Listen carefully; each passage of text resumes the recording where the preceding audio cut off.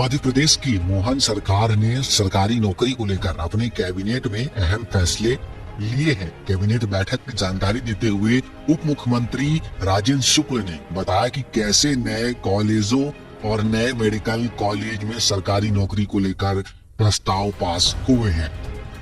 70 करोड़ रुपए व्यय होंगे, उसमें 60% केंद्र का होगा और 40% राज्य का होगा। और आंगनबाड़ी केंद्रों के निर्माण में जो लगभग 12 लाख में बनेगा, वो पूरी की पूरी फंडिंग केंद्र सरकार के द्वारा की जाएगी। इसी प्रकार से ऐसे इलाकों में छात्रावास बनाने के प्रस्ताव 110 बसातों के निकट बालक और बालिकाओं के लिए अलग अलग छात्रावास के निर्माण किए जाएंगे आने वाले 3 वर्षों में। इस कार्य में कुल 384.6 करोड़ रुपए व्यय होगा। इसमें से 60% भागीदारी भारत सरकार की होगी और 40% राज्य सरकार की होगी। राज्य शासन ने आज कैबिनेट में अपनी भागीदारी को सुनिश्चित करने के लिए अलग से बजट लाइन खोले जाने हेतु और इस पूरे राशि को मंजूर करने के लिए मंजूरी दी है। इसी प्रकार से मल्टीपर्पज सेंटर बनेंगे। बहुउद्देशीय केंद्र विशेष पिछड़ी जनजाति क्षेत्रों में 11 गतिविधियों के लिए बहुउद्देशीय केंद्रों का निर्माण होना है। इन केंद्रों की कुल लागत 75 करोड़ रुपए प्रति केंद्र है। इससे हम अंदाज लगा सकते हैं कि कितना बड़ा इंफ्रास्ट्रक्चर उन क्षेत्रों में बनाए जाने की योजना है। 100% वित्तीय सहायता भारत सरकार देगी इन केंद्रों को बनाने में जो भी खर्च आएगा। प्रत्येक केंद्र निर्माण के 2200 वर्ग फीट भूमि की आवश्यकता होगी। इसमें से 1605 वर्ग फीट भूमि पर भवन का निर्माण होगा और भूमि आवंटन का कार्य जिला कलेक्टर करेंगे। मध्य प्रदेश में 282 केंद्रों के निर्माण का प्रस्ताव भारत सरकार को भेजा गया है। इसमें से 125 केंद्रों की स्वीकृति भारत सरकार द्वारा मिल गई है और इस मंत्रिमंडल की स्वीकृति के बाद इस पर तेजी से काम शुरू होना है। विशेष पिछड़ी जनजाति बाहुल क्षेत्रों में सड़क निर्माण के लिए भी प्रस्ताव लाया गया। प्रधानमंत्री ग्राम सड़क योजना के जो मापदंड हैं उसके अनुसार सड़क बनाई जाएगी। पिछड़ी विशेष जनजातियों की 100 तक की जनसंख्या वाले गांवों को भी पक्की सड़क से जोड़ा जाएगा। अभी तक प्रधानमंत्री सड़क योजना 250 तक की जनसंख्या को जोड़ने का रहा है, लेकिन इस योजना के आ जाने से प्रधानमंत्री जनमन से ये फायदा है कि 23 जिलों के ऐसे पिछड़ी जनजाति क्षेत्रों में अब 100 तक की भी यदि जनसंख्या है तो प्रधानमंत्री सड़क से वहां पर सड़क बनाए जाएंगे। कुल 981 संपर्क विहीन बसातों में 2403 किलोमीटर लंबाई के 978 मार्ग एवं 50 पुल बनाए जाने का लक्ष्य है। अपने आप में बहुत बड़ा काम है कि उन इलाकों में जो सुदूर संपर्क विहीन रहे हैं वहां पर हम 2403 किलोमीटर की सड़क बनाने का काम इस जनमन योजना के अंतर्गत अब मार्ग प्रशस्त हो जाएगा। इस कार्य में 3 वर्षों में 2454 करोड़ रुपए का निवेश किया जाएगा। मतलब लगभग हर वर्ष 800-900 करोड़ रुपए सड़क पुल में खर्च किए जाएंगे। विशेष पिछड़ी जनजाति बहुल क्षेत्रों में आवास का भी इसी प्रकार है।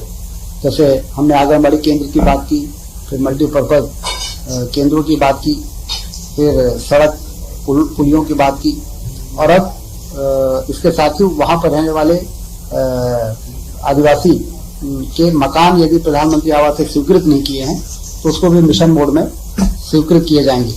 प्रति हितग्राही आवास निर्माण के लिए 2 लाख रुपए दिए जाएंगे। इसके अलावा मनरेगा से अकुशल श्रमिकों की 90-95 दिवस के बराबर 27,000 रुपए की राशि तथा स्वच्छ भारत मिशन से शौचालय निर्माण के लिए 12,000 रुपए की राशि दी जाएगी। मध्य प्रदेश में 1 लाख से अधिक लक्षित हितग्राही परिवार इससे लाभान्वित होने वाले हैं। सड़क एवं आवास मिलाकर 4,604 करोड़ रुपए का बजट प्रावधान किया जा रहा है। 4,604 करोड़ अपने आप में एक बड़ी राशि की स्वीकृति आज मंत्रिमंडल ने दी है। इसके अलावा आगर मालवा में एक नया विधि महाविद्यालय खोलने की स्वीकृति प्रारंभ करने का निर्णय लिया है। मंत्रिमंडल ने 30 नए पदों के सृजन की स्वीकृति दी है। कॉलेज की स्थापना पर 2 करोड़ 19 लाख रुपए से अधिक का आवर्ती और अनावर्ती व्यय होगा। कॉलेज के लिए पृथक भवन का निर्माण किया जाएगा। इसके लिए अलग से राशि का प्रावधान किया जाएगा। चिकित्सा शिक्षा भर्ती नियमों में संशोधन का भी एक प्रस्ताव मंजूर हुआ है। अगले 5 साल के लिए जो पद पदोन्नत से भरे जाते थे प्रोफेसर के, उसको अब सीधी भर्ती से भरा जा सकेगा, क्योंकि हम 5 नए मेडिकल कॉलेज इसी सत्र में शुरू करने जा रहे हैं। सिवनी, श्योपुर, नीमच, मंदसौर और सिंगरौली, ये नए जो शासकीय मेडिकल कॉलेज शुरू होंगे। इसमें लगभग असिस्टेंट प्रोफेसर 70 से 75 की आवश्यकता पड़ती है, फिर एसोसिएट प्रोफेसर 46, फिर प्रोफेसर 24, कुल मिला के 150 पद होते हैं। यदि हम इसको पदोन्नत से भरेंगे तो फिर हम जो कितना वजन में ले थे धान एनएमसी की जो मान्यता है, सरकार इन पदों को भरना चाहिए कि आवश्यक शासन की गाइडलाइन है लेकर इसे लाया जाए कि हमारे मेडिकल कॉलेज शुरू हो जाए 5 वर्षों के लिए। शासन की क्या गाइडलाइन है कि क्या किलो लेगी अपने जिन पदों को पदोन्नत के माध्यम से भरा जाता है, लिखा हुआ है निर्देश में अपना